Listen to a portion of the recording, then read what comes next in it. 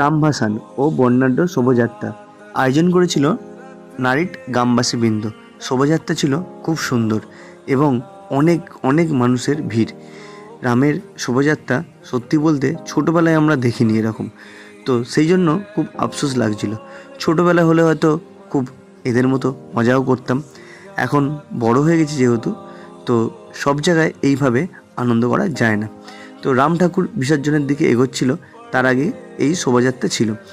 অনেক মানুষের উদ্যম ভিড় এবং নানা রকম লাঠি নাচ, তারপর নাগাড়া, বিভিন্ন রকম আয়োজন এসেছিল। প্রতিটা মানুষ এই জয় শ্রীরাম ধ্বনিতে দেখছিলাম মেতে উঠেছিল, আর এই রকম ঢোল ঢাক করে দারুণ দারুণভাবে এই পদসভাকে সাজিয়েছিল। দেখতে ভালোই লাগছিল এবং আমরা সবাই এবং নাইট গ্রামবাসী এবং